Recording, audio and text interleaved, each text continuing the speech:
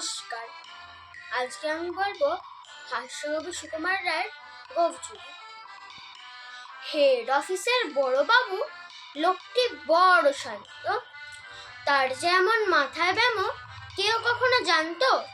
দিব্যি ছিলেন ঘোষ মেজাজে, চেয়ারখানি চেপে একলা বসে ঝিমঝিমিয়ে হঠাৎ গেলেন খেপে। আটকে উঠে হাত পা ছুঁড়ে চোখটি করে গোল, হঠাৎ বলেন, গেলুম গেলুম আমায় ধরে তোল। তাই শুনে কেউ বদ্যি ডাকে, কেউ বা হাঁকে পুলিশ, কেউ বা বলে কামড়ে দেবে সাবধানে তো তুলিস। ব্যস্ত সবাই এদিক ওদিক করছে ঘোরাঘুরি। বাবু হাঁকেন, ওরে আমার গোঁফ গিয়েছে চুরি। গোঁফ হারানো আজব কথা, তাও কি হয় সত্যি?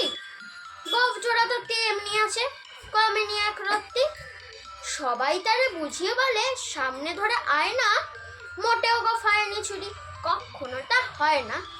রেগে আগুন তেলে বেগুন তেরে বলেন তিনি, কারুর কথার ধার ধারি নে, সব বেটাকেই চিনি। নোংরা ছাটা খ্যাংরা ঝাঁটা বিচ্ছিরি আর ময়লা, এমন গোঁফ তো রাখতো জানি শ্যামবাবুদের গয়লা। এ গোঁফ যদি আমার বলিস, করবো তোদের জবাই। এই না বলে জরিমানা করলেন তিনি সবাই। বিষম রেগে বিষম খেয়ে দিলেন লিখে খাতায়, কারুর কথার ধার ধারি নে, সবাই চড়ে মাথায়। অফিসের এই বাদরগুলো মাথায় খালি গোবর, গোঁফ জোড়া যে কোথায় গেল কেউ রাখে না খবর। ইচ্ছে করে এই বেটাদের গোঁফ ধরে খুব নাচি, মুখ্যগুলোর মুন্ডু ধরে তোদাল দিয়ে চাচি। গোঁফকে বলে তোমার আমার, গোঁফ কি কারোর কেনা?